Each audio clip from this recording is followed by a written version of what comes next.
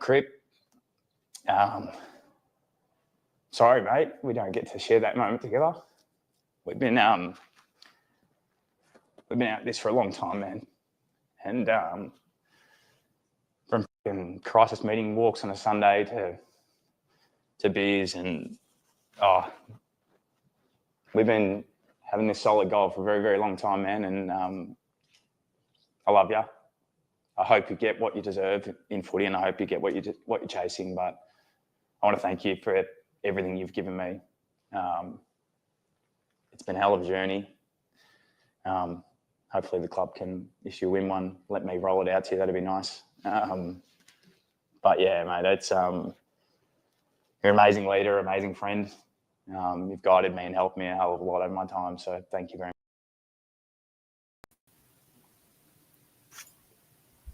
Damn, man. It had to start that way and end that way. Hello, everybody. Welcome to the team show here on the Blue Abroad YouTube channel. It is Wednesday, the 23rd of July, 2025. And yeah, we're here a day before round 20. Pretty interesting to see how much the vibe of the fan base has just like instantly been captured up just because of, you know, what's going on this week. And we're going to get into, there's a lot of content to get through and videos, and, you know, Doc's a big story. Weitering is a big story. Ashton Moyer, obviously rising star, trade speculation. Everyone wants to know about what's going on. Is Charlie staying or going? Is Jack Silvani going to play for Collingwood? It's all happening. We will unpack it. Hopefully we have time to get through all of it. We'll do our best. But yeah, this is it. Team show. We only got a couple more before the season ends. And then what are we going to do on Wednesday, Thursday? Like, get out there into the real world and like live our lives? Like, that's not fun. Yeah. I think that clip, and I'm assuming this was the case for a lot of you as well, but that clip is the only real one that got me. They like really hit me, because I think all of us had that dream and that vision of, yeah, Doc's going to lift the cup up with Cripps one day. And there's so many angles to go with that clip. There's that reminder that, you know, you got to make something happen. Like, you've got to just make it happen. There's the other reminder of not everything goes your way just because you want it more than anything. But I think it's also a reminder for, you know, sometimes we can get caught up in, oh, do the players care? Like, do they really want to win a flag? Like, oh, are they in a hurry? And like all of this. And then you hear him talk about it. Like, of course they want to win the premiership. And then I think there's that harrowing moment of that realization, like when he says, I'm sorry, like he's saying sorry to Cripps. Like, I'm sorry we couldn't do it. Like, that is torture. And I think in that is one of my deepest fears in life, personally. Like, when you're on your deathbed, I mean, this is footy, this is sport, but in parallel, one of my biggest fears in life is getting to my deathbed and then looking back and then thinking, oh, yeah, I could have done a little bit more there, or could have tried harder here, or I was a little bit scared to do that in life and give it a crack, and it's too late now. And like, that for me is a big fear. And it just reminded me of that. And it's just terrible because a lot of Doc's career has been out of his control. I mean, his journey is one that demonstrates resilience and getting through the challenges of life and health, you know, raising a family as well throughout all of that, and then playing for the Carlton Football Club, his childhood team, you know, the one that he was there because of his dad who passed away. And so many layers to Doc's story. And I'm not really impressed with footballers, but Doc is one that really transcends that.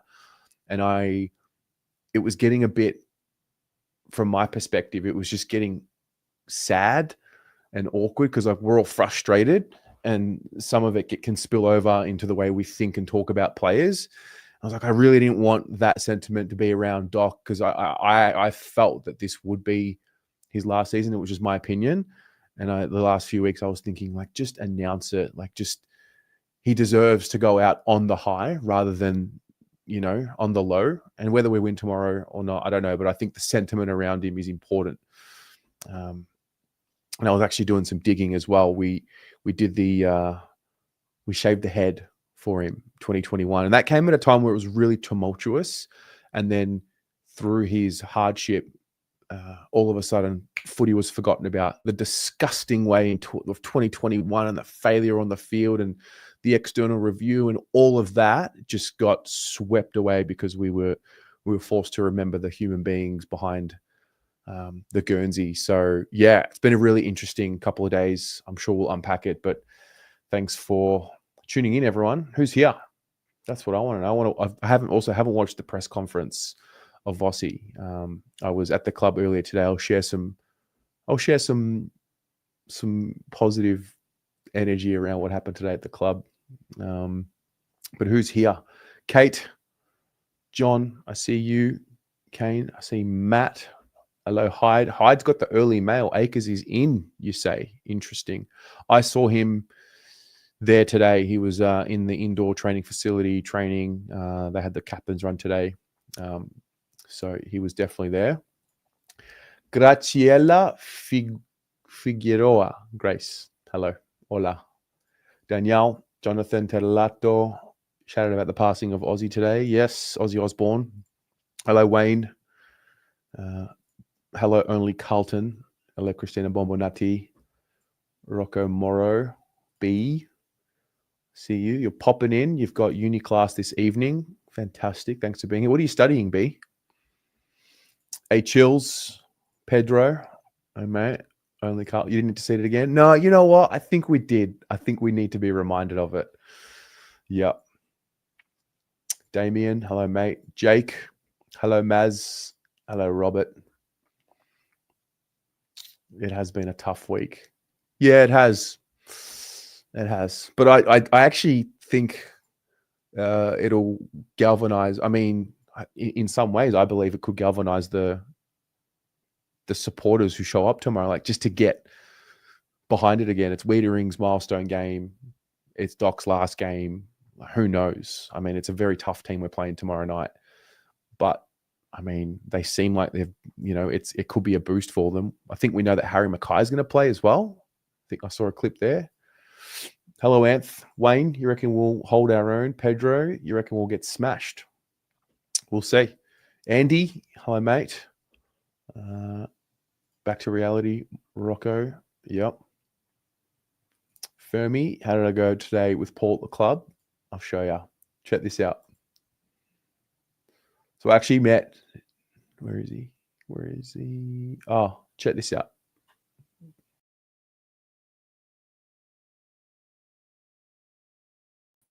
So met with Paul today, met with him at the club, 9 a.m. We went and got a coffee. I showed him around. I don't even work at the club, but it kind of like I took him on a little tour around some things. And then they were obviously doing the press conferences, so they were busy, but media manager came out and actually grabbed us from the cafe and took us to the indoor facility. Paul just wide-eyed, just loved it. And then they took us onto the field and took a photo with the monogram in the background. He was just over the moon. It was cool. Like it was, I mean, selfishly for me, it was like a boost. Yeah, I've been pretty, as a lot of us are, with just feeling a little down about the club and the season. It's like, it's disappointing. Like I'm getting over it now because the kids are playing and all of that. But yeah, you just remember the power of the footy club. This guy's come from the other side of the world to watch his British Lions. And then all of a sudden, like the football club actually, it took a tiny bit of time. It was like 10 minutes. And it'll mean the world to him, and it'll be rusted on. And he balled out at the Carlton shop. Absolutely got it all and made a nice donation there. But it was good. Yeah, it was good to meet him. He went well. He loved it. Hello, Explicit Empress. It reminded the old crew that they actually loved footy when they started. I think he activated their feelings. Yeah. So I also thought about the clip.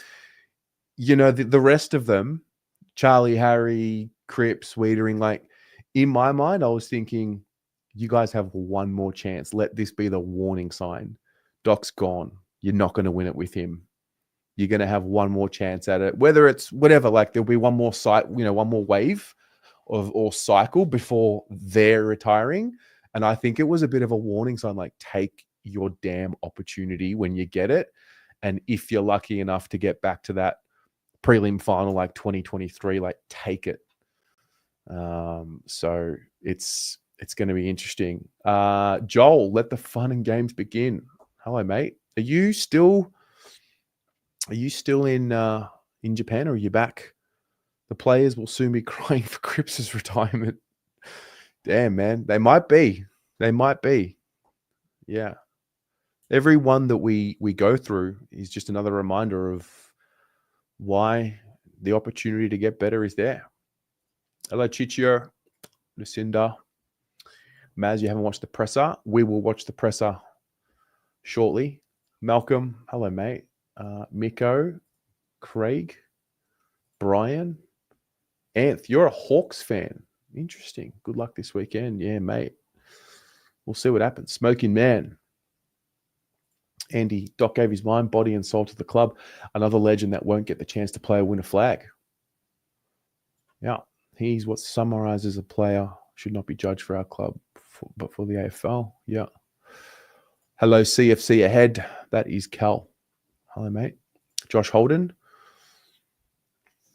Hello. Jeffrey. Vic Wide renovations. Whoever doesn't want to play for Carlton should leave. I'm with you on that. We'll touch on that in a bit. Joel not getting emotional. Heads must roll. Fair enough. Cripper will not be giving up. No. When does May's tribunal hearing start? Not sure. I actually saw David Zeta today at the club. Said hello to him on behalf of everyone that watches. All right. 3 knees and cancer twice, took his opportunities. Yeah, I mean, I think the fact that he's even playing is the miracle. And then he got through 2022, and then he played again in 2023, and then he does an ACL at the start of 24 and finds his way back in. Like, yeah. If we get smashed tomorrow, I'm going to have serious words. Yeah, and that is so important, because we've all come to this acceptance of, okay, what is... Okay, we're not winning the flag. Okay, we're not making top 4. Okay, we're not playing finals. Okay, it's all dysfunctional. And then we kind of accepted it, the kids. All right, cool, good vibes, smiles. And then we just get, like, sucked back in. And of course we do, because we care for Doc, and there's that. But if they don't put in a good showing for him tomorrow, that's going to create some... Nah, they will. They will. Right? Like, they will. They'll lift. They may not win the game, but they're going to lift for him tomorrow. Or am I... Hang on. Let's just break this down. Hang on. They will, right? They will lift for him. They will. If he goes out like Murph, nah, man, 19 straight goals against. Nah, they won't. They won't let that happen. That was also in round 21. Okay. I don't know, man. They will. Who knows? They'll leave everything out there. They didn't live for Simpson or Murph. So for Murph, from memory, there was a lot of them that weren't playing. They were put on ice for the year. Durden might have debuted potentially. Oh, gosh. I don't know if they do it or not. Keen to see how the kids perform. Yeah. Anyway. Danny, you're actually sensing a win.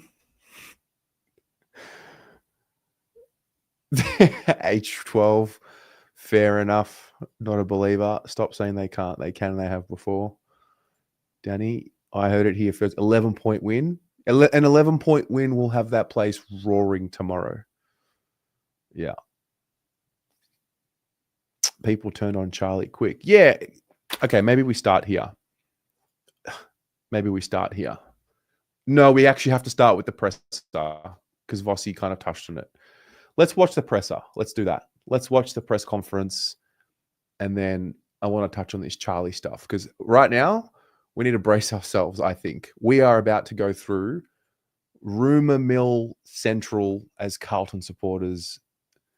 They'll all be coming for Carlton this off season. Where is this presser? One moment. Ifan Jong. One moment.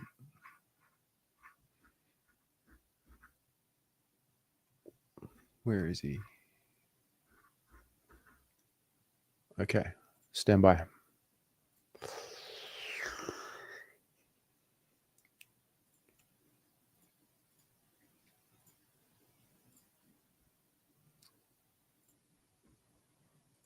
know every week.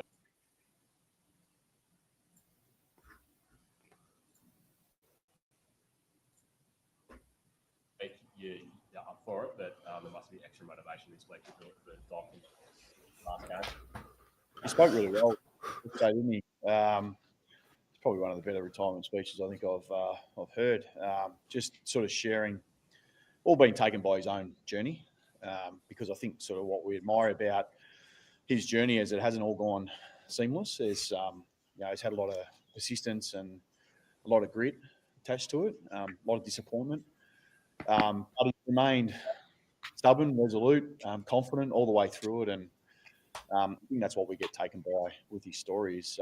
He gets knocked down, he gets back up again, and I guess probably from all those knockdowns, there's a point where you sort of got to accept what the next part of your journey looks like, and that's probably come for him now and come a bit more real for him. And he obviously made the decision, obviously this week, about finishing up, and what better way to be able to do that at the MCG and playing in front of the Hawks. So it'll be a pretty important moment for the team, I would have thought. Yeah. How much will you use that in your pre-game to get the boys up?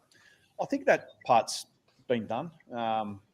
Certainly you saw how much he means to us yesterday, just by looking at the vision back myself and seeing people in the room and the connection that he has, and with so many people in the room, and whether that's the team that have played beside him or whether that's our supporters that have been watching him from afar, we've all admired what he's brought to his football club. He won't end on the success that clearly he so dearly wants for this club that we all want. So the connection is really strong, but he should also know he leaves with a pretty powerful legacy that we get to be able to build off the back of. What sort of first memories of him when you drafted him all these years ago?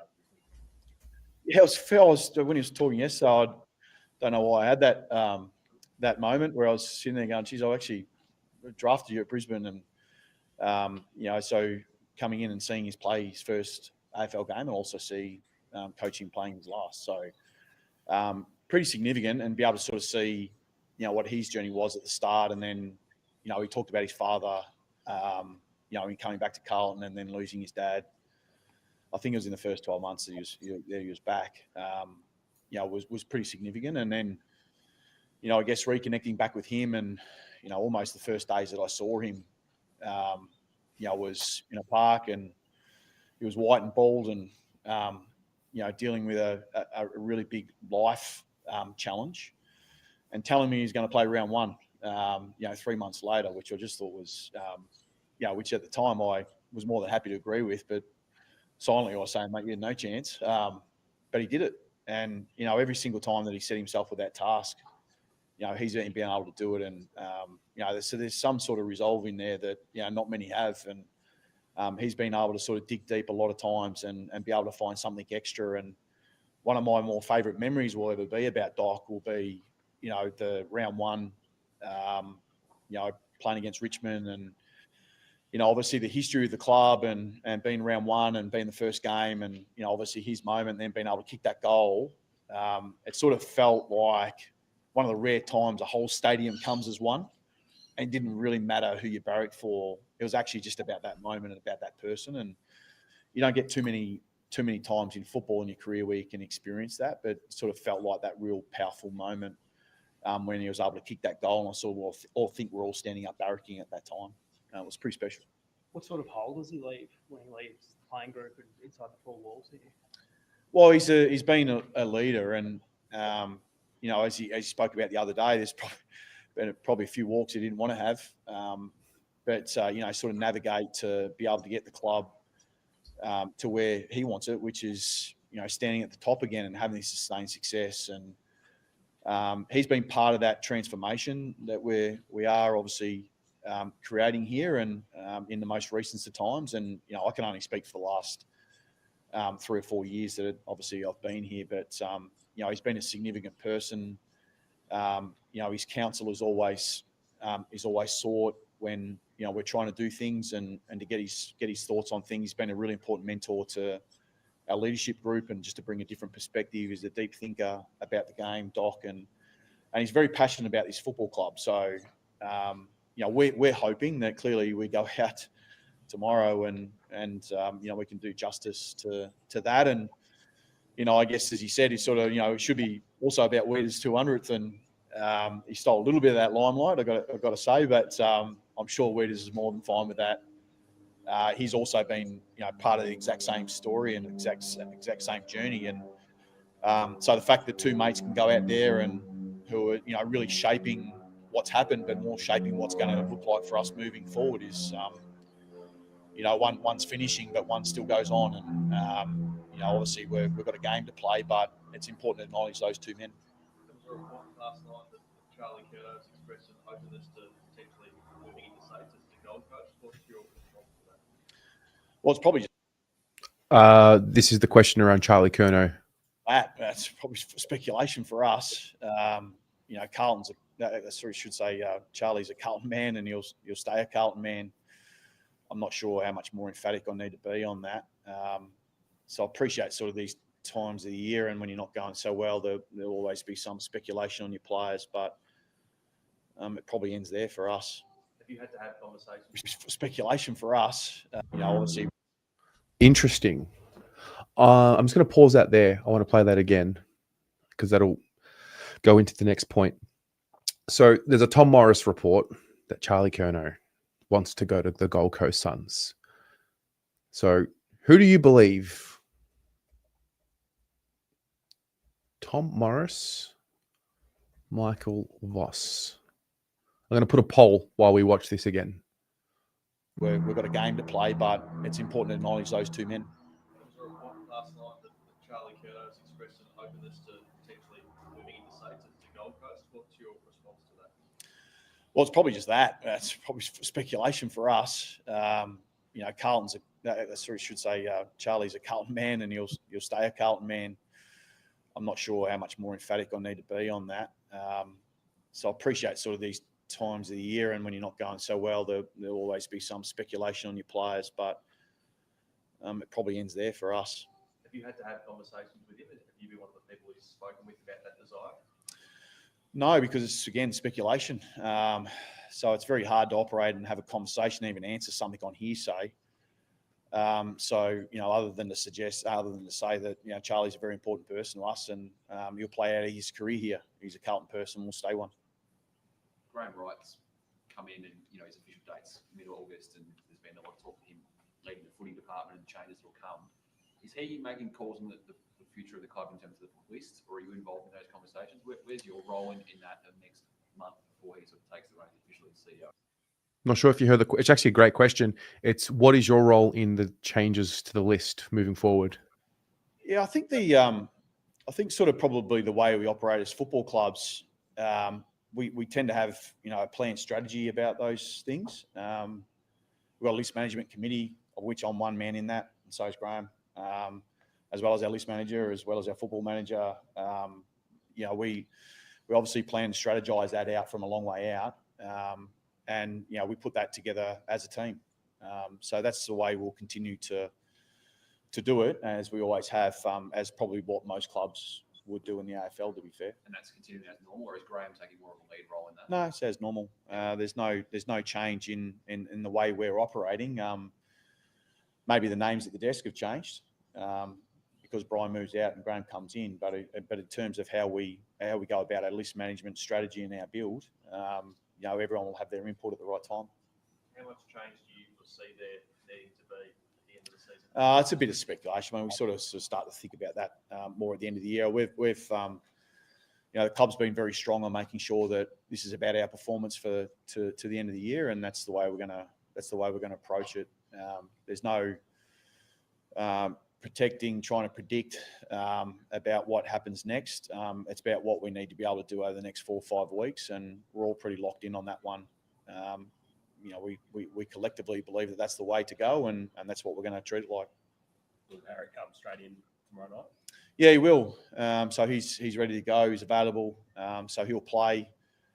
You'll probably then ask me whether that's 2 rucks or 1 ruck after that. I'll let that one play out. But no, we're pretty. Look, we've got to treat this sort of period of time to be able to find out even more about ourselves as well. So that's how we'll do that. We've been able to find that out last week through some youth and sort of see some exciting parts there. You obviously probably spoke to Ash just before, did you? So you had a chat to Ash. So I don't think he wipes his smile off his face the whole time he's around the club. He just absolutely loves playing AFL football. Is the guy that wants a moment, wants to kick a goal. It's him. So he's ready to be out there. So we'll get him behind what that youth looks like. It also gives an opportunity to be able to maybe do a couple of different things with what the team looks like. So we'll explore that as well. His hopes looking way that you'll see Sam Walsh this year? Yeah, it's starting to stretch a bit. So he just probably hasn't progressed to the level we need him to, even though the last couple of days he's started to get going a bit more. But we'll have to probably make some calls the next week or two on that. Yeah, I mean the window's obviously closing, but we're gonna finish off the season as strong as we can. So if that means we get 1 or 2 games, then we'll be looking for that if we can. How does it look with TDK, Pito, and Harry all playing in the same team? Well, we'll look a bit taller, that's for sure. But there's no complaints here. I mean, we're trying to find ultimately what that forward mix will look like. This will be a different look altogether again. So we'll use this period of time to find out where we progress, where we need to advance, what are the roles that we need to be able to see. But yeah, it's also opportunity in it as well. So being able to play Pito and play Tom and both get time in the ruck, it adds power around the middle of the ground for us. So we just got to work out what that time looks like. How much they spend on ball versus how much they spend forward. So we've just got to try and get that balance right. That's it. Damn. Wow. There's a bit there. He kind of batted on. He was really resolute in certain areas, and he batted away questions about the future pretty quickly. What did you make of that? And the reason why I asked around the Charlie Curnow question, because Tom Morris came out with the report. You know what? I'm going to play it as a short little bit. Gary Lyon actually challenged it a little bit. So we've heard Vossi's version.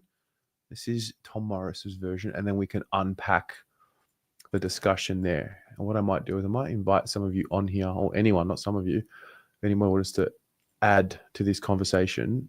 Here's the link. Come in to the show. Here's the link.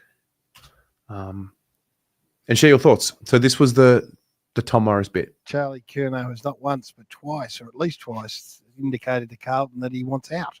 Yeah, multiple times, Gary. Not official trade request. It was on the news first, then footy classified. What's the difference? So it's a bit different. Yeah, a bit different. Double hit.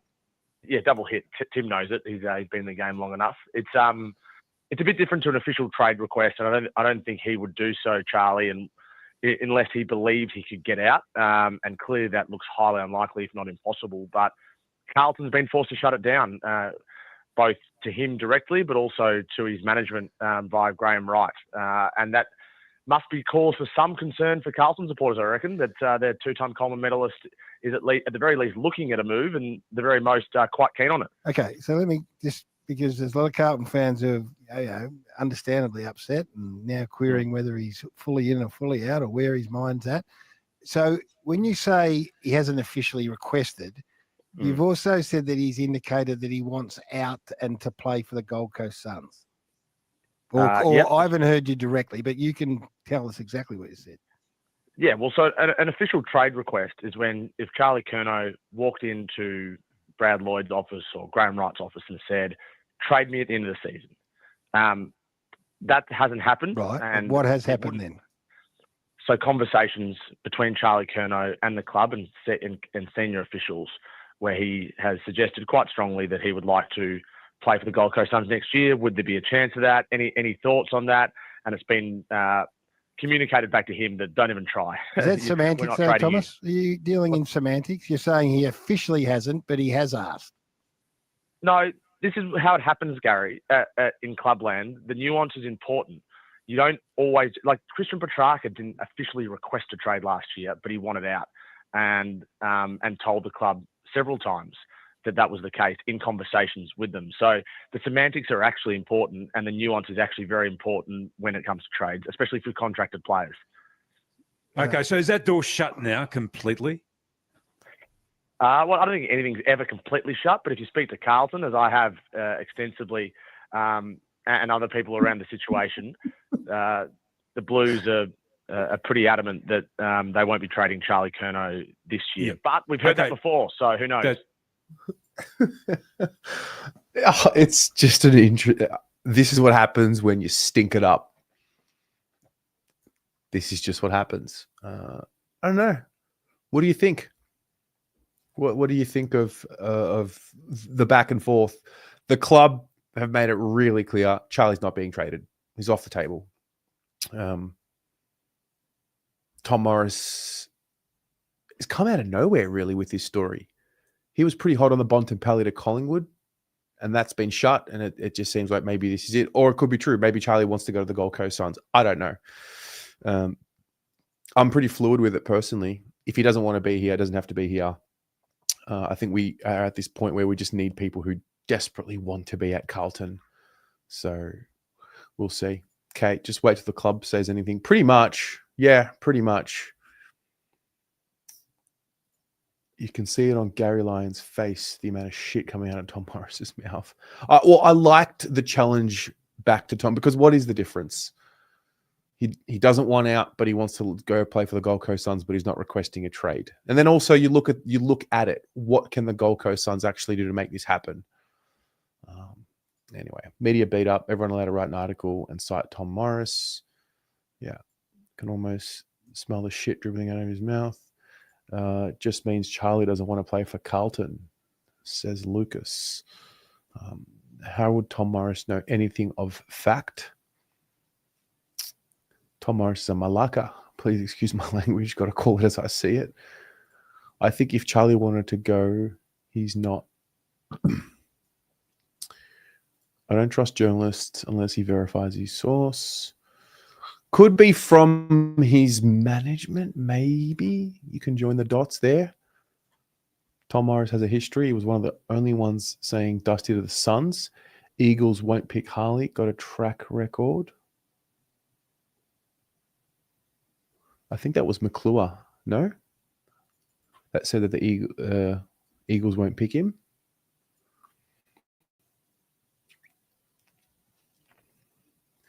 Nuance is his interpretation. Sounds like he's talking shit. Swap him for Rao. Joel, part of the problem. Solution, he's part of the problem. Okay. Can we play the Benny Hill music around the conversation? Walsh, you've heard that 6 players have spoken to Graham Wright. Naturally, everyone wants to know what's going on. Yeah, for sure. For sure. The media feeds the media. That's what these stories are really for. Yeah. It's just going to be a busy rumor swirling off season. That's what it's going to be. We could take the view that the existing list has not got the job done, and trading talent could help reset a new generation list that can get the job done. Yeah. Ben, you would listen to what the Suns have to offer. Fair. Not interested in a grass eater. Stupid Carlton fans getting sucked in. Daisy addressed it on Triple M today. He said he spoke to the club. What does the start of the rebuild look like? Is this it? That's what I thought. We're playing 7 or 8 kids a week now. Who told Morris he was talking? True. we could have done Media Watch this week. We might be doing Media Watch in the off season. You never know. We'll see. Lucas, it's funny. People are asking for big changes, and now that Sauce is on the table and Curnow, they're having Sooks. I just think it's going to be an uncomfortable off season for everyone. There will probably be some names that go that people don't want to. I mean, it happened last year. Kennedy, always probably more so Kennedy. I think Kennedy was more the one that hurt people, and it could happen again. Pick 5 and 8 and Rowell for Curnow. Rambo, if you can get that deal done, I think we would all crowdfund your salary. I'm not listening to offers. Charlie's untouchable. I'm here. I think you got to first figure out, like, Charlie, are you in? Are you definitely in? He had 3 surgeries in the off season. I thought I want to clean out, mate. I want to clean out upstairs. I don't know how more clear I've got to make it. I just don't know how much more clear my language has to be. I'm also pretty fluid. I'm not attached. Like, if it's going to definitely mean that team gets better, closer to a premiership, it is what it is. And if there's truth to the fact that Charlie doesn't want to be in the bubble or wants better lifestyle around him, then he's sure, like, go for it. I'm not too attached like I used to be honest. Tom Morris will do anything for a story. Yeah, I think a lot of them would. Hope it's a bullshit story. Yeah, I mean, I hope Charlie wants to stay and turn it around and just needs a full preseason to get back to his best after an interrupted one this year. Anyway, there's a link if anybody wants to join. Andy, let's get you in. I see you here. No, you there? Hey, mate. Hey, Tez. How are you? Good, mate. How are you? What a funny time of year that we're living in with all the drama that's unfolding. I got a couple of things to talk about with, I guess, the media and the whole thing with Curnow. So the thing with Gary Lyon this morning, all the conversations are happening behind the scenes, whether fans love it or don't love it. So people have to stop being so naive to think people aren't talking, clubs talking to managers, managers talking to clubs, players asking the question.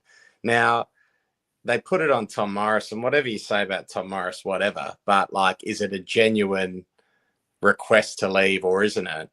They're never genuine until you're signed on the dotted line.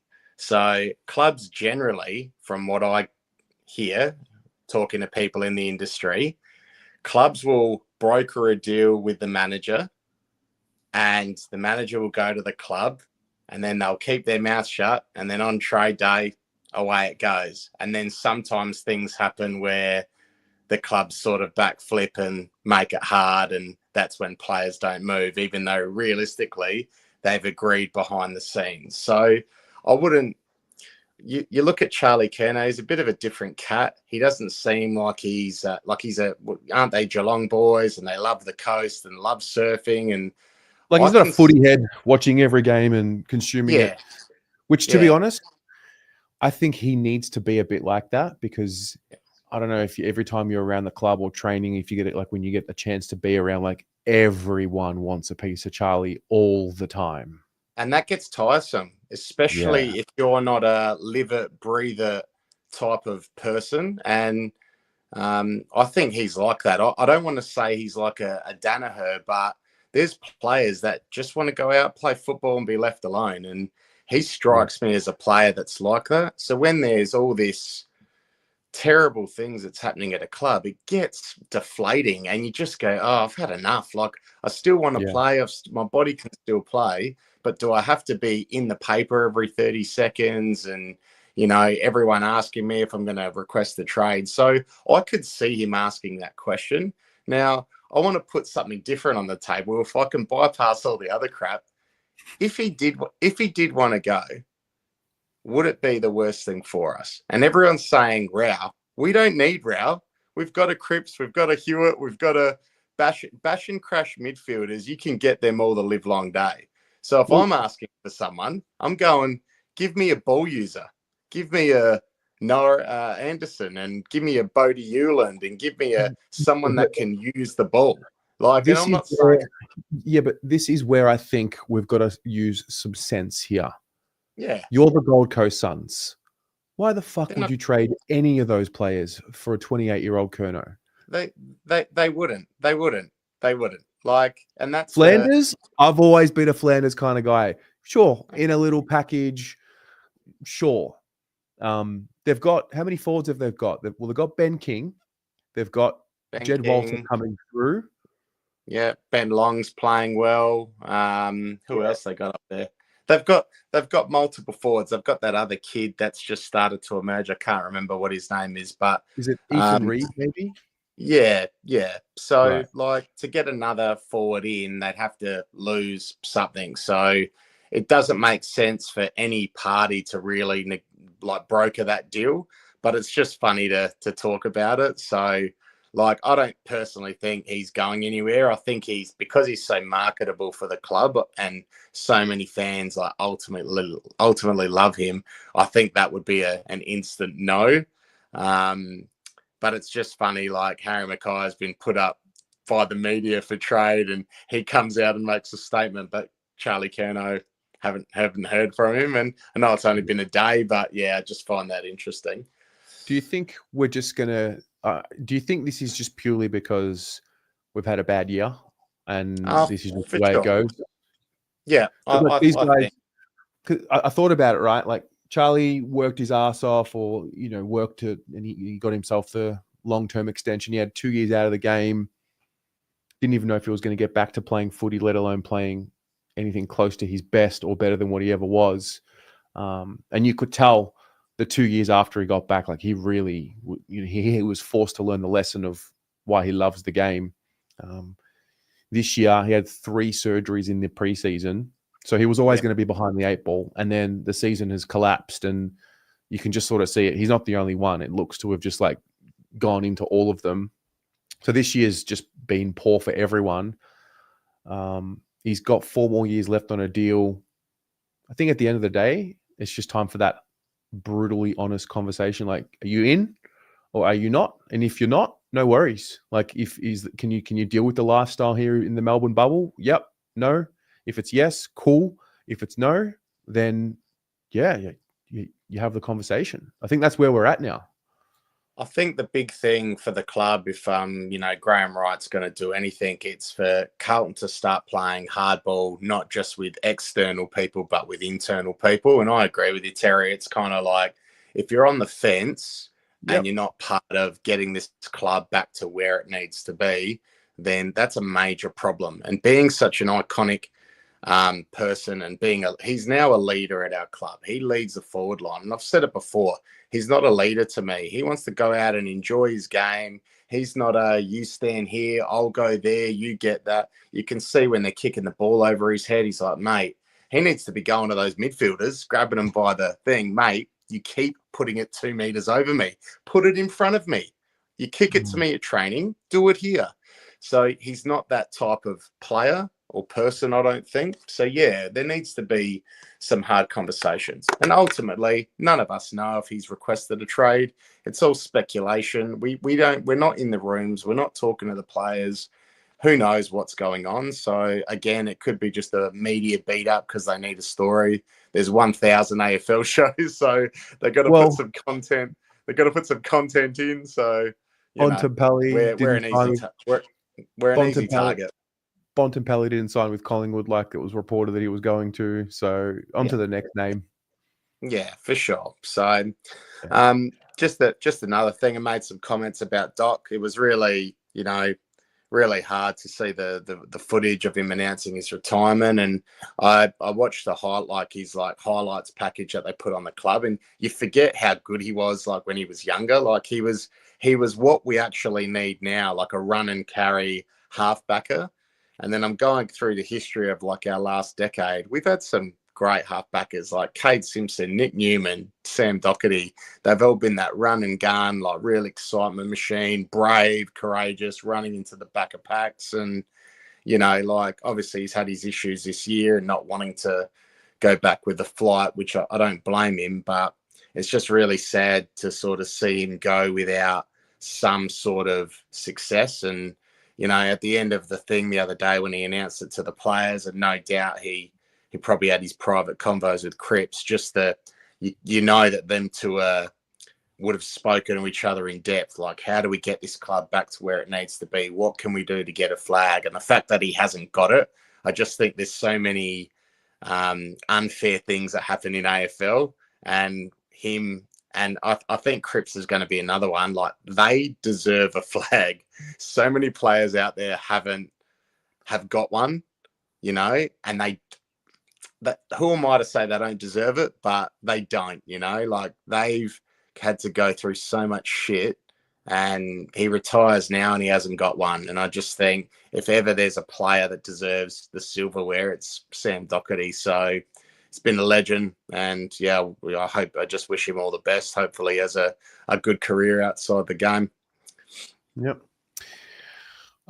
Can we lift for something magical tomorrow, or is it just Hawthorn are too good? Well, that's my last point that I had. So can we win? So historically, we don't play well in milestone games. We've won we've won a couple in my time where we've really had to. But for me, it's just our system. It's our system versus systems that, like Hawthorn's, where it's run and gun a little bit on the outside. One thing that's been raised, I looked on the sports bet ad with Kane Corns and Nathan Brown. We are one of the worst teams to allow wingers to get the ball and get high possessions. And their wingers, you know, like I will use Ambrosio, they distribute the ball well. So if we let them get the ball on the wing, which we do, we're just known for it, we can't run with them. And then they distribute the ball in easier. And then obviously they finish their work. And they've obviously got so many potent forwards. So the other problem that we've got is Will Day coming back in. Like, what a week for him to come back in, and he's a gun, and he really lifts their midfield. So can we win? The answer is, of course, once you take the field, you can. But it would take a monumental effort, I think, for us to get over the line. But if there's ever a game where you have to get an upset, like this is the game. Weitering's 200, Doc's last game. Like, I want to see the players just absolutely belting them. Just like, guys, we know you're a better team, but you're not winning today. It's a different mindset. Yeah, it's a different mentality now. I mean, the pressure, in a sense, is kind of off them. This is the thing. Like, we're clearly not ready as a team and as a club to be in that top 4 or bust conversation. Like, we just can't. They're just proven they haven't been able to get there and deal with it. How they're going to do that, I don't know, because that pressure's coming back as soon as round 1 hits next year. Or maybe it's not. Like, maybe expectations are different because there'll be Actually, what do you think? Are you going to go into next year saying, nah, it's finals top 4 again? Or do you have to wait and see who's... No, yeah. I knew we would be... I predicted that we would finish 12th this year, and I've always said that it's going to get worse before it gets better, just due to where our club is at. So the only thing I'd disagree on you is we're Carlton fans and we've always got a high expectation.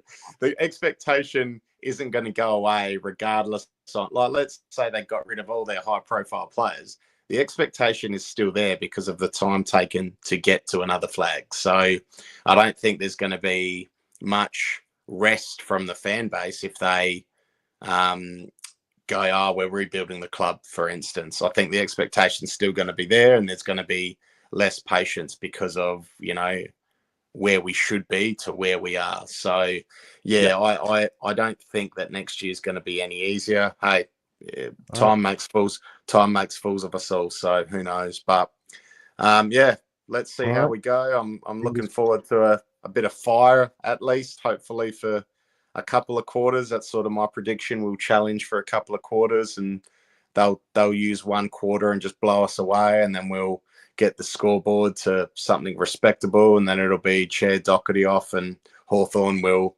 hey, we weren't going to let you win, but we do appreciate the impact that this guy's had on the game. So that's sort of where I think it's going to go. See how we go, mate. We'll speak to you tomorrow. Have a good one, Tez. See you, mate. Danny, I see you there. Give me 4 minutes and 44 seconds. I just want to play. I think we have to talk about Doc, of course, but I think we also have to talk about Jacob Weitering for a bit as well. So let's just play this. 10 years is it's a long time. You sort of, when you first get drafted, you want to play your first game, and then you want to play 50 games. And remember, a few mentors along the journey just saying, you've made it when you've played 100 games in AFL, and to rack up 200 games for a great AFL club is certainly a privilege, and makes me sort of think about not only the journey but the people that have made it possible to get to 200. And there's a lot of them that I'll certainly be in contact with over the next couple of weeks, and hopefully see a couple on the day. But yeah, excited for the game itself, and then hopefully another 200 to come. The 100 games was a big moment. I think a lot of players, that's a milestone you certainly want to get to from an individual standpoint. And it was against the Dons, my sort of close friendship group from back home. 5 or 6 of them barracked for Essendon. The other one's Collingwood. So made that a little bit sweeter when I saw them after the game. But and then the 150th was quite recent, and that's probably when you start getting a little bit of perspective, and just not necessarily playing well yourself, but making sure you get the win with your mates, and it's the moment that you get to spend one with your teammates, with the club.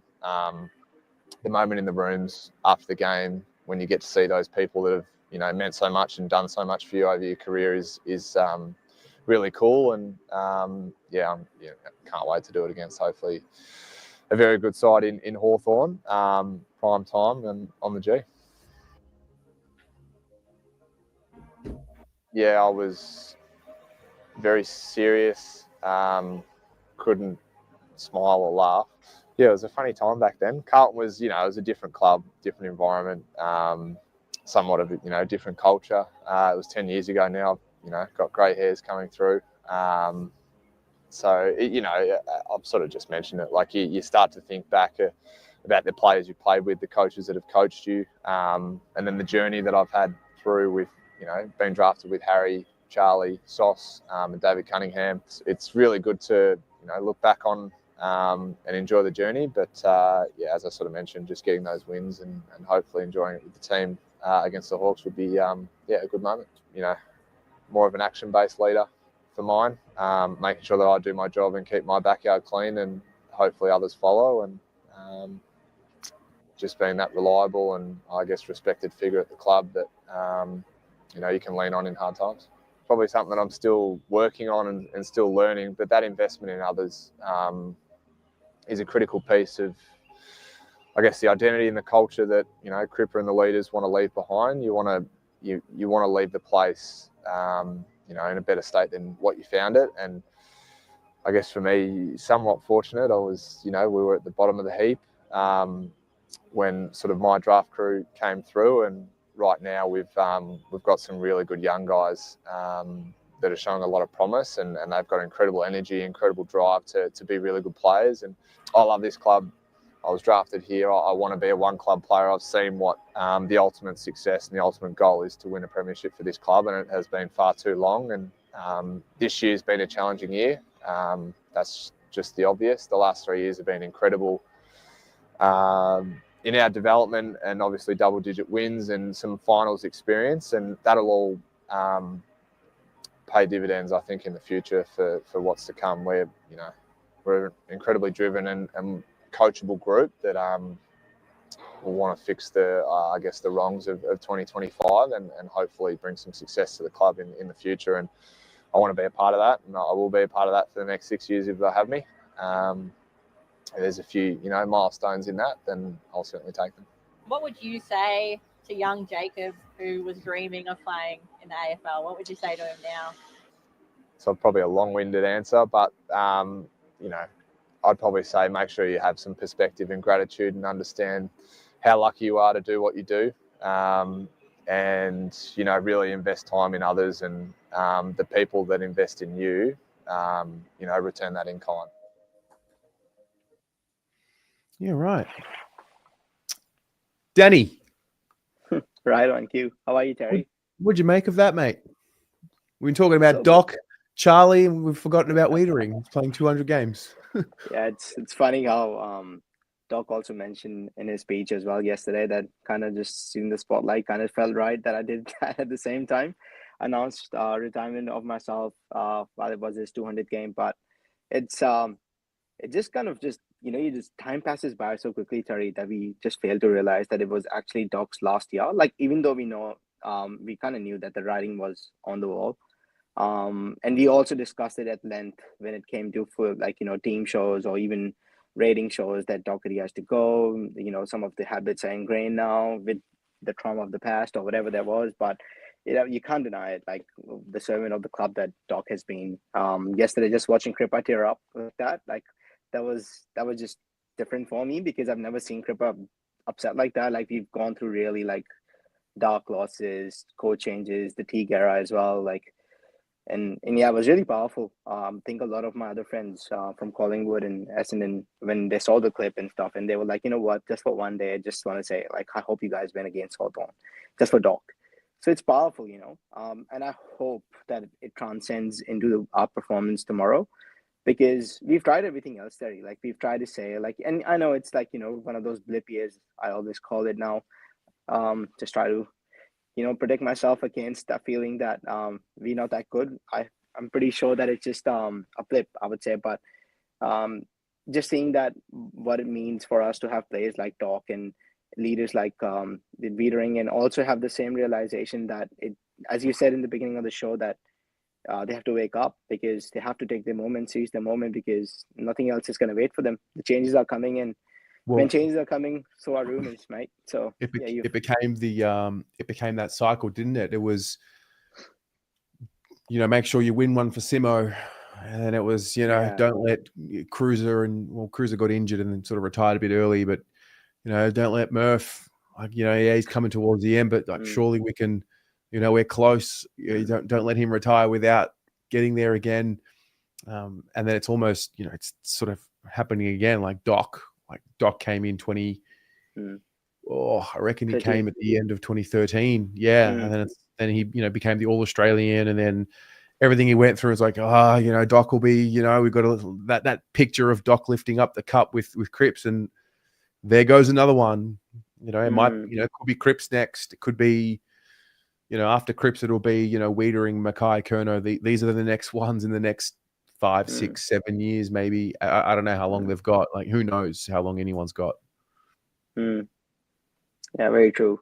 It just rang true to me just before when Weitering mentioned that he was in the same draft class as Curnow, David Cunningham as well.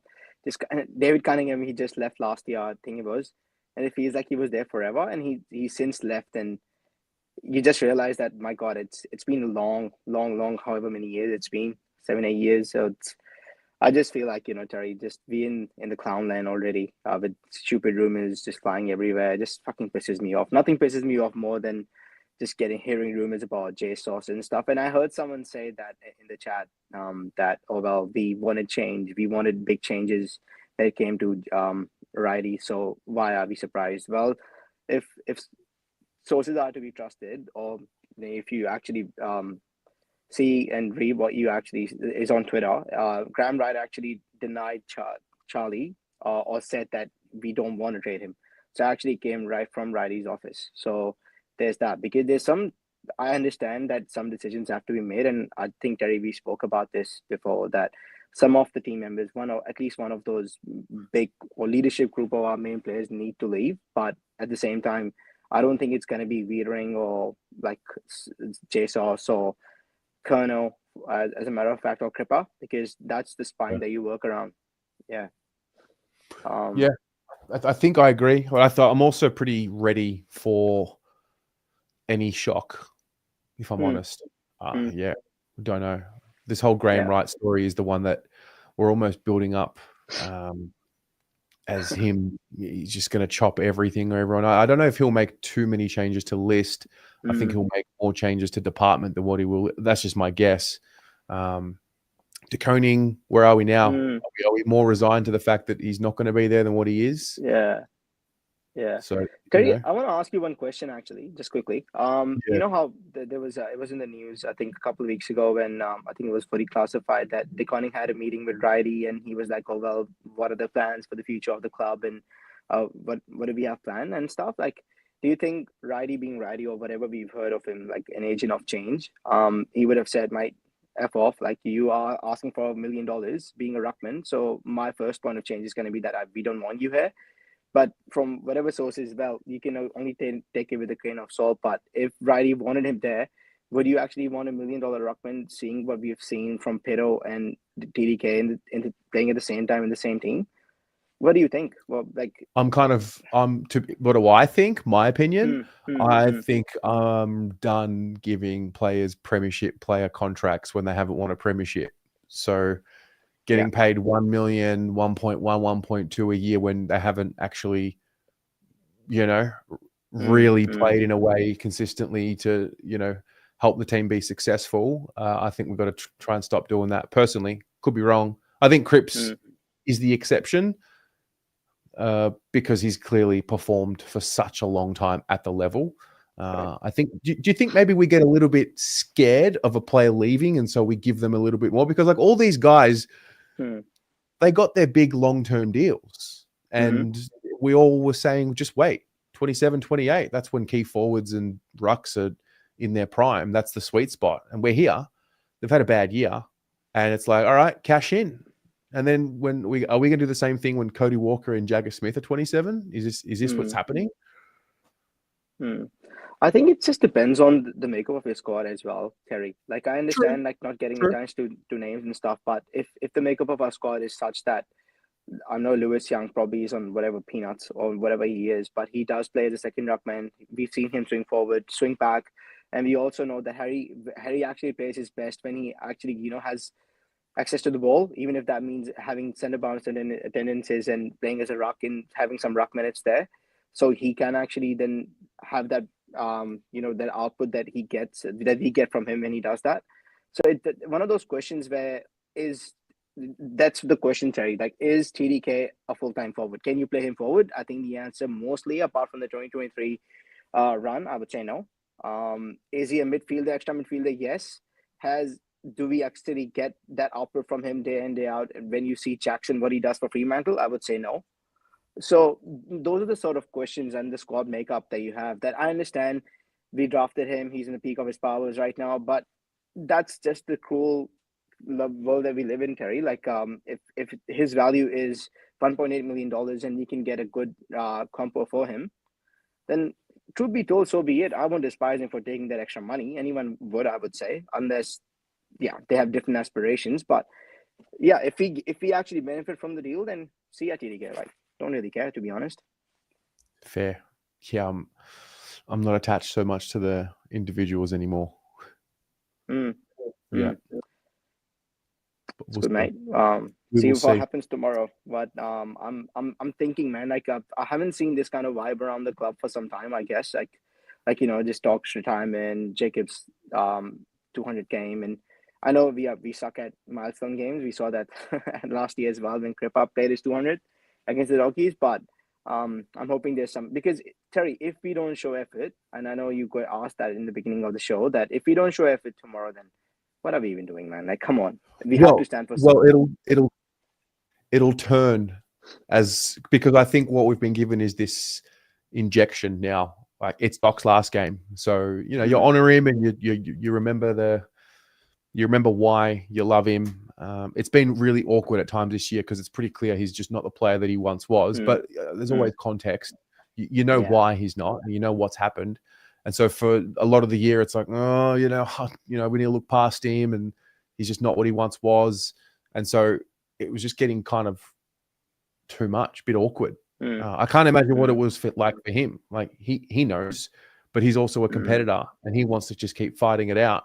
And so at least this gives us another chance to just I don't know, approach a game with some sort of excitement, positivity, and it might give them a lift. It's sure I would imagine it's going to give them a lift. Hawthorn's Hawthorn, so it's hard to really expect a win. But I think we're going to be expecting a good effort. Harry's apparently going to play. I think someone put it in the I think in the chat earlier. So Mossy just confirmed it in his presser as well. Yeah. True, he did. So Harry's going to play. He kind of also confirmed that they'll stick with Pitto as well as Tom. I think he tried to bat it away early, and then he's like, "Yeah, well, we'll be tall." So yeah, I don't know. Terry, a few questions before I go. Just 4 quick questions. Say yes or no. If stays or goes, TDK. What's the price? We get the best compo for him. Say. No, what's his contract price if it was stay? 1 million. No. Goes. Okay. JSauce. Stays or goes? What's the price? So what we are paying him? Say 600. 650. Stay. Yeah. Stay. Yeah. Okay. That's good. And then Charlie. He's under contract, so we just paying him. So don't worry about what he's getting paid. The question is, does he want to be here? What is your feeling? Stays or goes? I think he'll stay. Stay. I'm guessing. I think he'll stay. Yeah. Yeah. I think TDK goes, and JSauce is just a joke, to be honest, and so is Curnow. It's more hearsay than anything else. So we'll see what happens, Terry. But at the end of the day, it all comes down to honest conversations. Are you down for the Melbourne bubble and the Carlton crazy bubble? Are you down for it, or is it too much? If it's too much, fair enough. That's okay. It's a bit crazy. So if it's, if you want a better lifestyle than what you get at Carlton, fair play. No problem. Thanks for being honest. Then we can talk. Terry, it's funny because, with Curnow, the thing is that it all can also be because I think Ed Curnow was his mouth. I'd say his speaking piece when it came to Charlie, because Charlie never spoke, never did anything. And Ed Curnow was his, mouthpiece when it came to a lot of that stuff. Okay, Ed Curnow says, oh, Charlie's feeling in a certain way, blah, blah, blah. I feel like it's more like, I'm only just speculating that it's coming from Charlie, that he's not happy with what's going on at the club and with the coaching and how the system's set up, or he's unhappy with something. It's why these news is floating around right now. So we'll wait and see what happens there. Mate, it could be history repeating itself.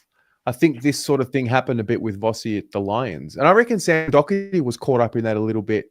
I reckon Doc left the line. I don't remember the details, but I reckon Doc was a young Doc at the Lions, and he wasn't getting along with what was happening at the Lions, and he left. And I don't remember the exact details, but I reckon there was something similar happening there. So yeah, fingers crossed, my friend. 5 games left, and then the madness begins again. Oh, fuck, man. I'm going to put that fucking clown mask on again. Man, I'm wearing ribbons tomorrow night. I'm going to put bells and the ribbons on, and it's going to be great. But Pommy's going, so, we are 100% success rate there, so hopefully, mate. Pommy's coming. Get another He's one. coming with me and Paul. Yeah. We'll speak to you tomorrow, man. I'll see you tomorrow. Cheers, Terry. Have a good night. See ya. You too. All right, Tom, I see you there. I've got one more video I want to just play up here, which was the other one. It's Ashton. 3 minutes. Check this out. Look at this kid. He's buzzing. What sort of confidence to get out of the performance on Saturday night? Yeah, got a bit of confidence from it. One of those games where you feel like you belong at the level. So I'm just really looking forward to backing that up tomorrow night against Hawthorn. And the win itself, been a tough few weeks for the club. Like, what does that do for the club moving forward? Yeah, just the energy it brings towards all the boys, all the staff, just means a lot to get that win. And I feel like it it brings a lot of energy towards this week. Again, we're really looking forward to a big game tomorrow night. We've seen you rock with the midfield at times in the VFL. What did that do for your game, and how does that help you work at AFL level? Did it help you tank? And and learning the game? Take us through what that sort of done for your footy. Yeah, so that really does. It helps my tank, and it just helps build other parts of my game as well. Shows different strengths. Builds different work on. So I just love getting through there through the experience. Obviously being in there with Cripper is pretty cool. Same with Ches and George. Just learning different parts of the game, and hopefully longer down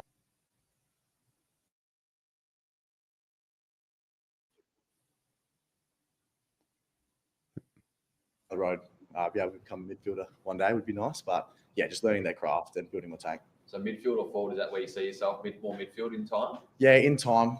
Just trying to learn my craft each week. So yeah.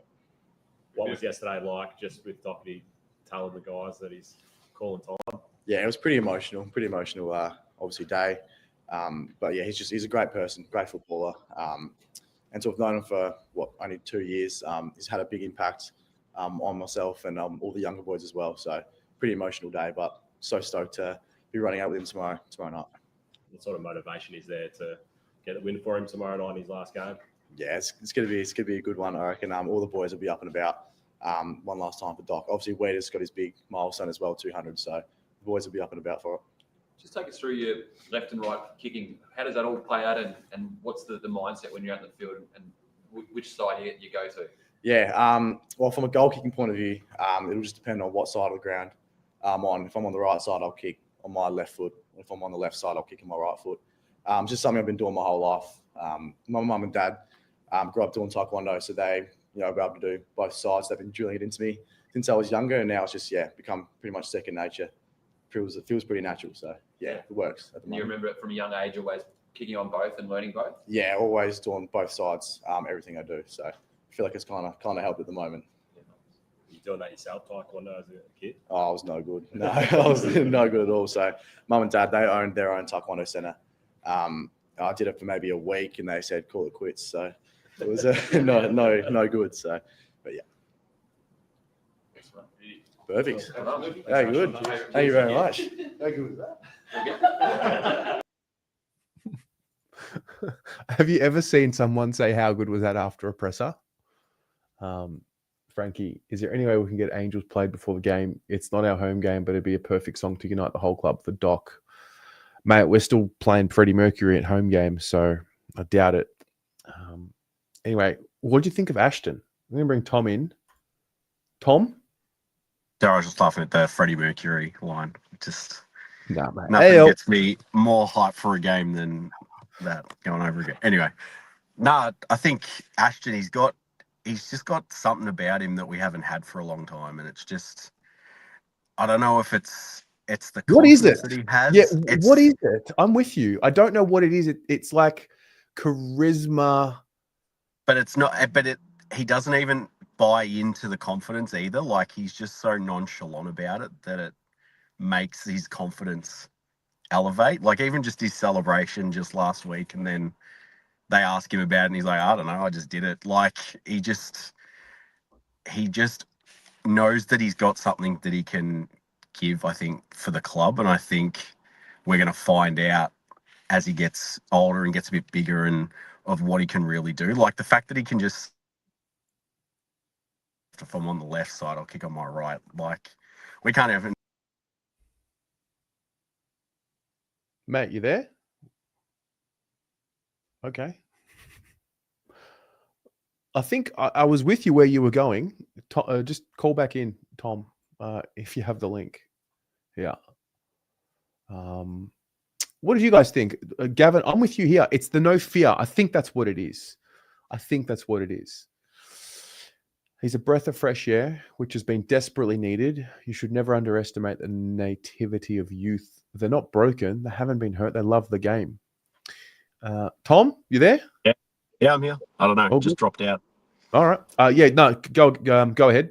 Yeah, no, I think just having, even just the confidence in his body of knowing of what area of the ground he is, what foot he can kick with. It just has this sort of certain, I want to say aura about him. Like, I know it's a big thing to put on such a young kid, but he sort of has that thing that Charlie Curnow had when he first came into the side. Just that I know I'm good, but he knows what he's going to be capable of one day. And I know glorifying, as we do at Carlton, just already telling Ashton Moyer he's Charlie Curnow. But it's just like Why? that.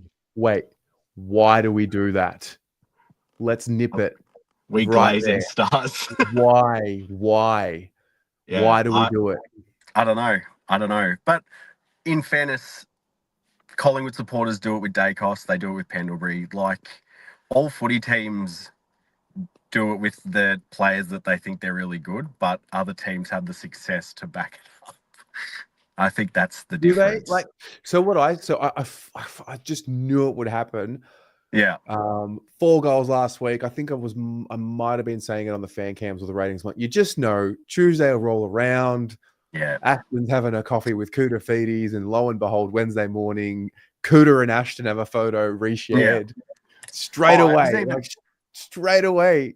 It was even watching the replay, like the commentators being like, "Oh, it's good he's got 43 on his back. He looks like he can take a game apart." And it's just like, "Oh, here we go." Like, yeah. And mate, we've got 2 more years of it. We've got Harry Dean coming in that they're going to be like, "Oh, he's courageous like his dad," and then Cody Walker will take a mark, and then it'll, they'll show the replay of him taking a mark on. We just have these players that just, it's just the type of club we are, But yeah, like I don't want to seem like I'm hating. Like, he kicked 4 goals, it was great, got a Rising Star nomination, but like, let's just let him go. Like, let him go. In all honesty, us fans have been asking for Ashton to be playing since round 1, and I think there's a sort of in the club land, they can't just go off raw talent. Like, they've got to hit. You've got to be able to run out a game. You've got to put pressure on. You've got to show, not just be like, "Oh, that kid will be fun to watch." As we do as fans, because our jobs aren't on the line. But I think if he was playing from round 1, we would be getting this sort of input from round 9 instead of round 20. So I think that's something that it's almost reassuring to us fans, being like, "Yeah, we knew he was going to be good. Like, maybe we know what we're talking about a little bit," sort of thing. Like, yeah, I don't know if we fix it or how we fix it, but like, it's just that cycle. Young kids come in, excitement, and then the undeniable reality of life and professional sport comes in, and you have bad years, you have down years, things happen out of your control, and then the pressure, expectation, and then all of a sudden it's going to be, he's got an ego, he's too cocky, and you see it in Australian culture and a lot of cultures out there. So I don't know. It's a tricky one. Jesse Motlop, so exciting, kicks 20 plus, 24 goals in his second year, injury interrupted third year. This year, he looks like a shell of himself, and everyone's, not everyone, but like, there's like a turning in on him, and then someone sent me his draft highlights the other day, and I was like, oh my goodness, like, that's not the same player. He doesn't do the same things. He's lost himself. I was listening to Pommy talk about Jesse Motlop through the week, and he made a good point that this year they've really made Motlop into a 2-way runner, which was never his bag going through his under 18s and that sort of thing. But if you want to grow as an AFL footballer, you do have to have some element of 2-way running. You can't just, there's not a world where you can just be a forward pocket or a full forward anymore. Everyone's got to run 10, 15 Ks in a game. Like, it's just the way your zone and all this sort of thing. So I think Jesse's never going to lose that impact that he has as a small forward. But if he can grow a little bit into a 2-way runner, when he builds that capacity, his natural game is then going to flourish more, because he's going to be, I've pushed back, now I'm going to push it. So I think I see the criticism from.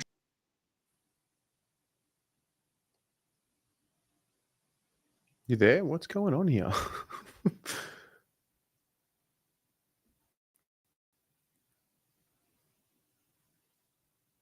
Tom? I'm not sure what's going on here, mate.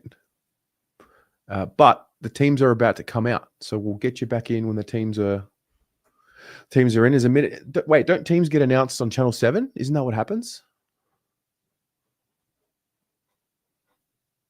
Or have I missed it? I feel like Damien's usually the guy here. Damien? Have they announced teams on 7?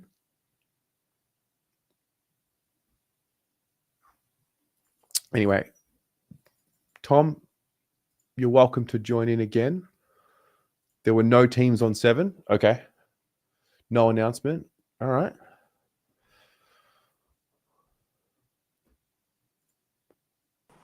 Tom? We'll try one more time. My app just keeps bugging out and shutting down on me. So All if I good. go again, I'll go into the ethos and Yeah. we'll catch up on game day. Game day tomorrow. Yeah, what's your just final thought before the teams come out? I mean, as much as I'd love to see Billy Wilson come in, I think he's the placeholder that Doc's going to sort of move aside for from next week. But I think teams will be probably Harry and Akers will come in. I think they'll be the 2 changes that we'll go with. All right, mate. Good to chat with you. See you tomorrow. Yeah, have a good one, mate. Look after yourself. See ya. All right, teams are in. Let's go. Let's go. 2 changes. 2 changes. Blake Acres in. Harry Mackay in. Out. Francis Evans and Flynn Young. Maybe on the Carlton website it says what happened to Flynn Young. Do we know if there's an injury or an omission? Whatever. One moment. Let me go on the Carlton version of this. Share this tab instead. There he is. Carlton has made 2 changes. It will be Mackay's first game since before the bye. He's recovered from knee surgery. He's joined in the side by Blake Acres. So Acres replaces Flynn Young, with the new Blue experiencing a foot sprain, and he's now unavailable for tomorrow night. He's expected to be available next week. Francis Evans will go out due to concussion. Weitering becomes the 40th player to reach a double century in Navy Blue. He played his 50th, 100th against Richmond, Collingwood and Essendon. His debut 50th and 100th.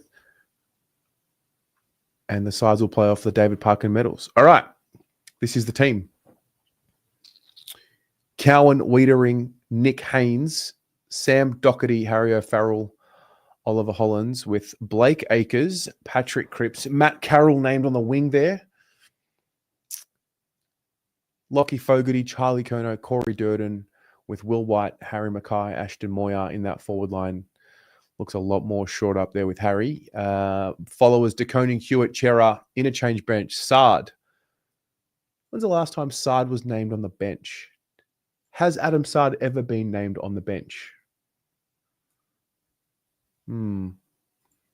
Zach Williams, Cooper Lord, Mark Pettinet, and Jesse Motlop, with Binns, Boyd, and O'Keefe as the emergencies. All right. Let's share this tab now. So for the Hawks, it's just quite simply Will Day for Finn McGuinness. What do you think, ladies and gents? What do you think? Unprofessional selections by the club. Petra. Okay. What are the professional selections? TDK with Harry in the side shouldn't be there. Way too tall. Pedo, TDK, Harry, Charlie. That's crazy. Who will be elevated for Doc? We're going to regret not playing Boyd in the future.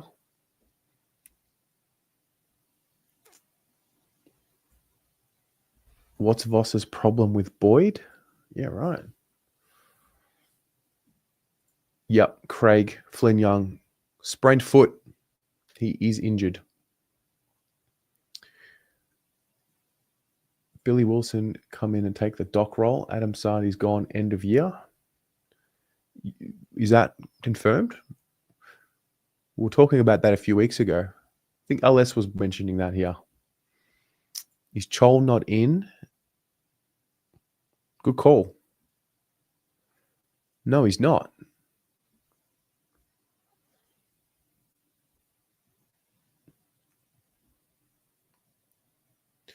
TDK is definitely leaving. No way we would be playing TDK like this if he was staying. Rubbish call. Acre should have been out at least bringing in Campo. Plus, we are too tall. TDK should have been dropped, says Kadir. I'm assuming you mean Lucas. Boyd has a listening problem. Adam Sard. Has he? I don't remember. By this year's standards, this is a full side. You're content with it.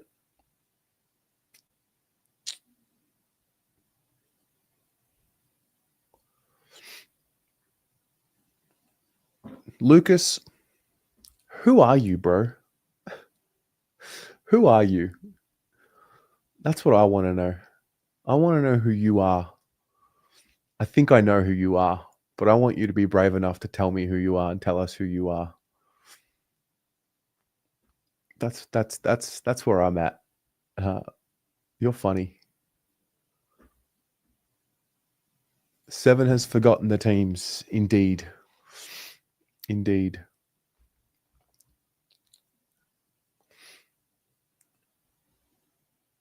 O'Keefe should be the sub. Interesting. Yeah. I'm a part of the board. Yeah, I'm a part of the board. Bro, you've got the rock in your profile photo. What do you mean? Dumbo, you've got no issue with tools in. First time this year, we ran all 3. Maybe. I think we've done it.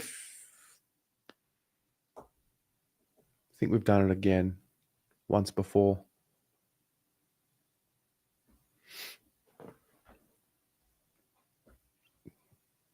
No, I don't know why Boyd can't get a game. Mate, I wish I knew. I also don't think Boyd is as good as what you are suggesting he is. I'd rather get games into Carroll. MDR, you're worried that Hawks will run us off our feet. Williams has been far from our worst. It's actually I think it's the best I've seen him play for Carlton, which I didn't think I'd be saying. And he's playing more midfield minutes, which I didn't think he'd be fit enough to do.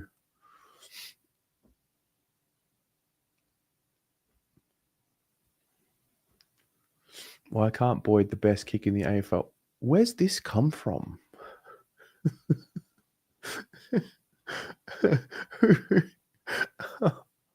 Oh, man. It's amazing. Get ready for the second TDK sub. Do you think they'd do it? I thought for a split second, Vossi was alluding to how he didn't want to talk about, when he brought up the 2 ruck thing, I thought for a split second he was suggesting that he was going to drop TDK and play Pito with Harry and Charlie.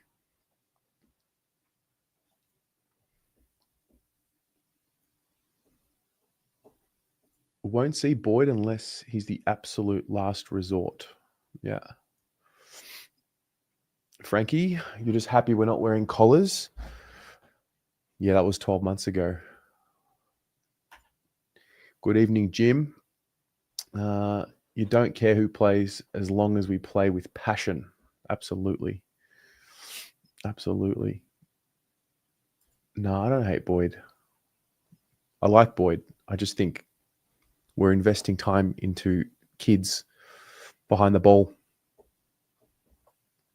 I don't like him because he wears nail polish, mate. Nah, kind of rate it.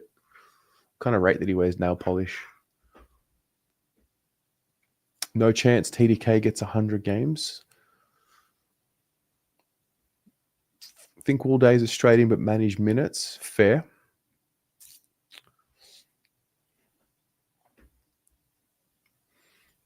Oh, yeah.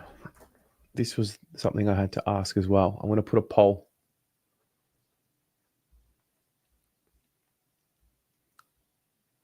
Just a temperature check. I'm going to do this again in a few weeks.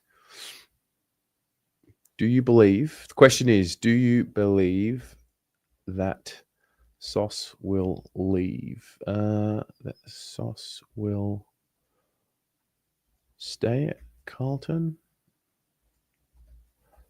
Leave Carlton.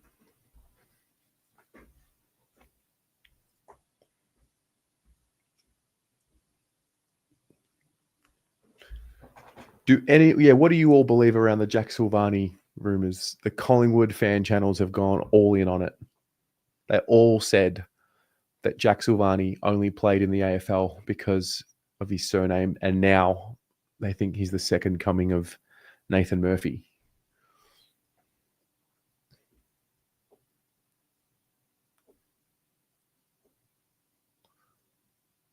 Skipper, I'm with you. I don't think he'll leave. I think he'll stay. But I'm curious because people seem to feel a little differently around the Charlie rumors.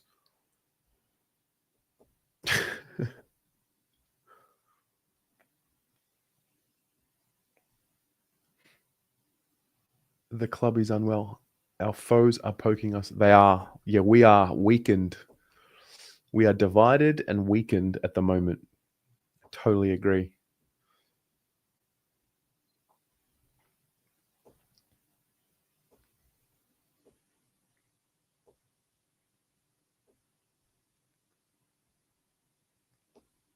Okay. I actually thought more of you would, after the Charlie Curnow poll, I thought more of you would have bought into the Jack Silvani leaving poll. Kind of relieved, to be honest. Still think Jack. I mean, I think Jack's been one of the revelations of the year in defense. And with Harry Dean coming in, he's going to be important in the development for the first couple of years, at least. Like, I'm not expecting Harry Dean to come in and play 20 plus games next year.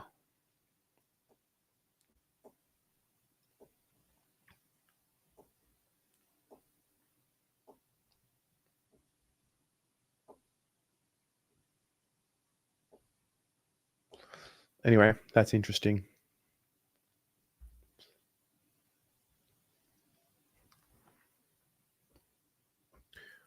Josie, don't believe what the pies say. Hey, if I'm Collingwood, I'm asking the question. Absolutely.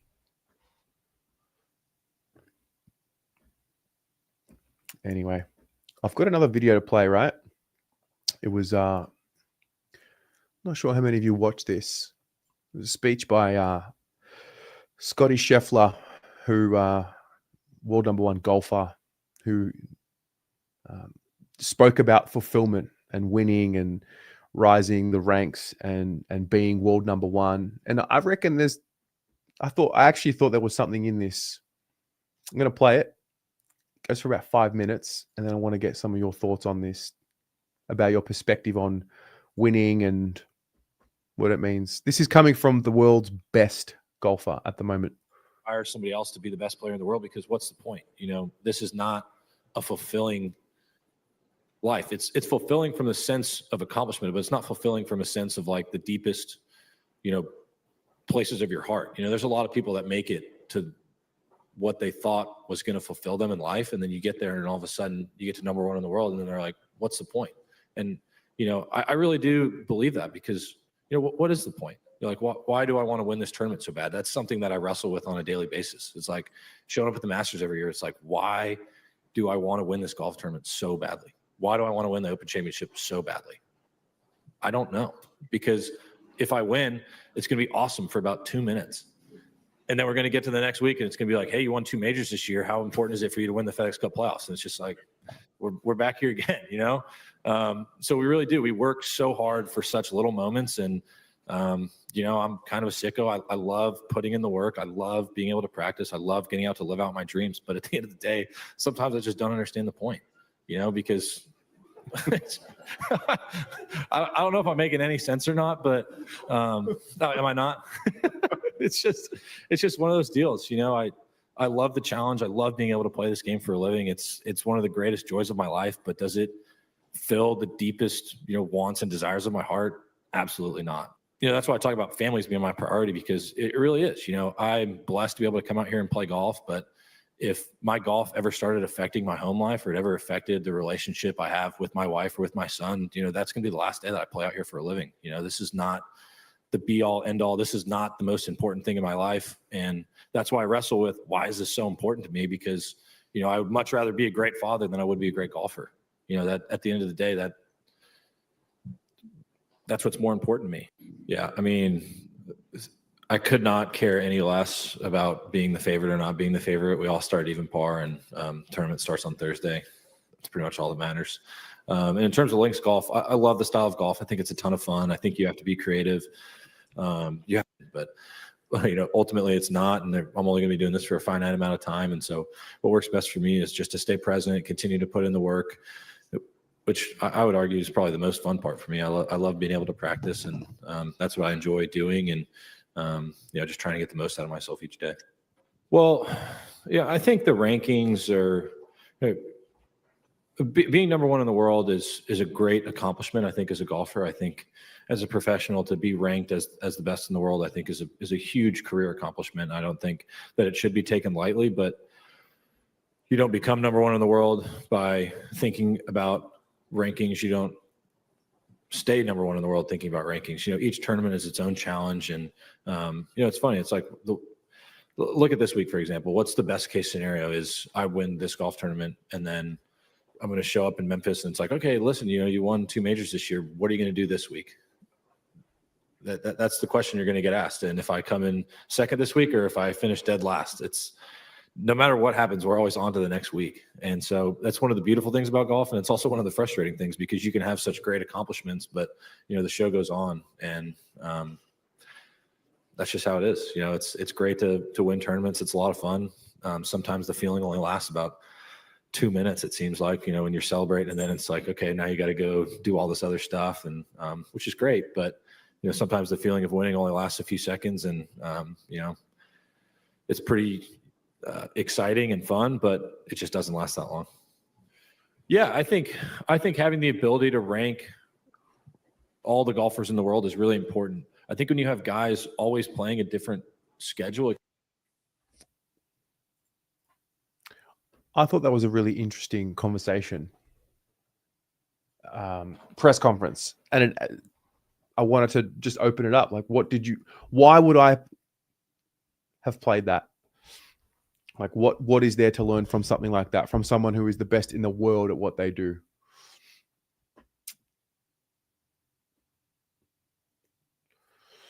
It does happen when you're the elite of a subject. It does become who you are and consumes you. Everyone needs an out.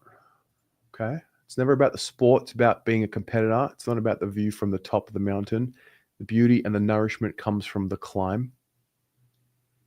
Shiny, sick of these pompous golfers. They say they don't care now because they've made it already. If they were true, then why pursue such a career in the first place? Well, Shiny, what have you done? Is there something in your life that you've pursued, a goal, whatever, and then when you got it, were you just happy for the rest of your life? Like, I don't know what that looks or sounds like to you.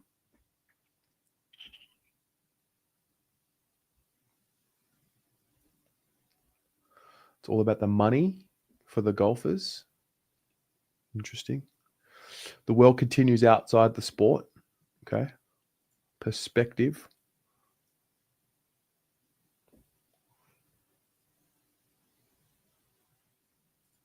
His statement, the show goes on, is the best one I've heard for a while.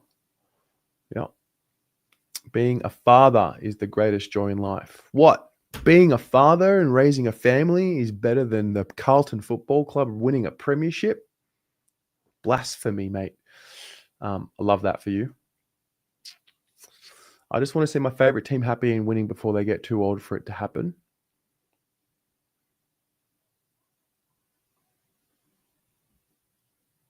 Lucas, when's the AFL 26 stream happening? Bro, why do you use the word cap like you're a gangster? Because you're not.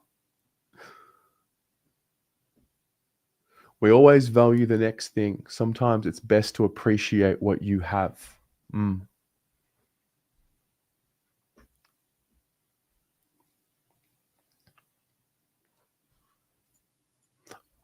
was talking about it on Footy Abroad, I think, the other week. We win the premiership one day. Is that what happens? Are we happy forever? Those of you who have seen a premiership, when you experienced the first one, was that it? Was it just ultimately fulfilling forever?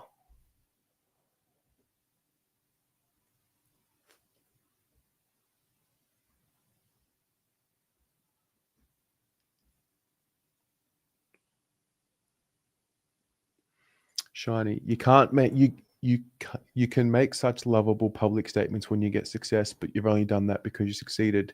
Yes, you get the right to, but it doesn't make it wrong. It doesn't make it wrong at all. Can confirm that winning a grand final does have an anticlimax. How long does the euphoria last? I wouldn't know. How long does it is it like a week, 2 weeks? Because preseason starts pretty soon after. Benny, you've got a baby girl due on grand final day. Congratulations, mate. Very exciting. Wayne, it just makes you look forward to the next. You saw 5, Maz. They were all just as exciting.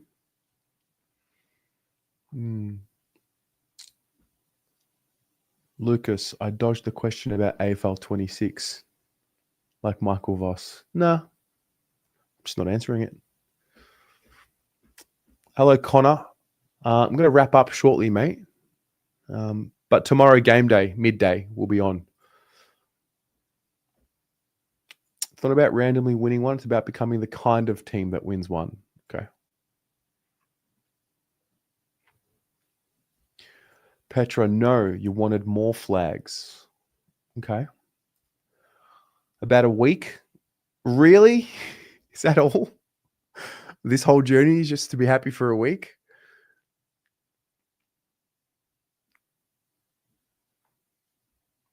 Lara, seeing Italy win the World Cup in 2006, you were a soccer nut until then. You hardly follow it anymore. Interesting. Do I think I'll ever see a premiership? Fucking hope so, mate. I hope so. Humans are always designed to want more. We are never satisfied and we will always strive to get that little bit extra. We tell ourselves there's a limit, but there really isn't. I actually don't think a lot of people want the premiership for the club. They want it for themselves, for their own sense of self-validation in their own circles of their life, because they've tied their identity to the club. And without it, they wouldn't have one, personally. I used to think it would just be, just give me one. Just give me one. I'll be happy for the rest of my life. No, I won't. I used to think, if only this channel would work. Wouldn't that be the dream? Nah. Life's about the journey, not the destination. Nathan Buckley said this as well. He said this to me specifically. Like, he was just such a nut about winning a premiership that he just did not enjoy his career until it was maybe a little too late, and he had to change and appreciate the journey for what it was. And like, people will latch on to Harry said, "Oh, we're not in a rush," which was followed immediately by I wake up every morning thinking about a premiership. But they latch on to the part that confirms something in their mind, that he's not desperate enough for a premiership. Rocco, teams are in, mate. Absolutely, teams are in. 2 changes. 2 of them. Right here. Harry and Blake Acres are in for Francis Evans and Flynn Young. Hawks Prey. Joel. Maz, you're still happy about 95? All right, well, that gives me some hope.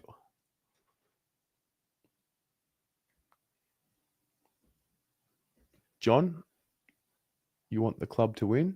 I'm sure you do, mate. I'm sure you do.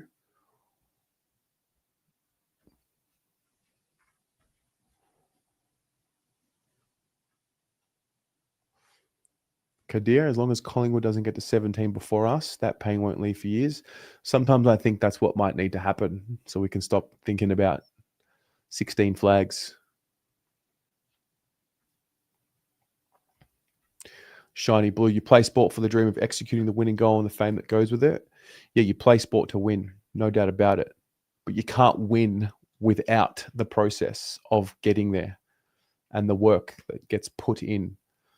Like, the winning part is unknown until you get it.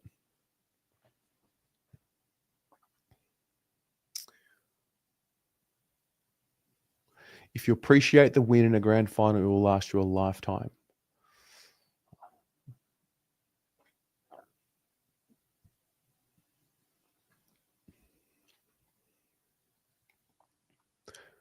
One of your friends pulled a premiership player on the Monday night. LS, you'll put your hand up and admit you want a premiership for selfish reasons. Damn. I appreciate the honesty. Good for you. Will Cripps retire with a premiership under him? Who knows? It hasn't been answered yet. I don't have the answers, mate.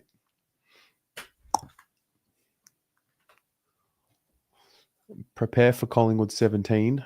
The energy they are on right now is on the right track. They look pretty good. Connor, am I live after the game tonight?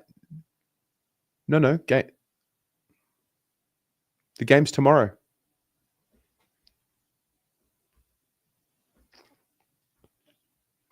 All right. Guys, that's us. Oh, one final thing before I leave. Don't forget, entry is open for the team signed Guernsey. There it is right there. Someone's taken this home. After Carlton win their next game. So enter in the link pinned to the live chat. If you're a member of the channel, you already have entry. If you want extra entries, you can get them. But we'll let that sit until Carlton win their next game. And if they don't win a game for the rest of the year, I guess we'll just do it at the end of the Essendon game. That'd be a stitch up. Anyway, guys, have a good one. See you tomorrow. Game day, midday, and then fan cams in the evening. Go Blues.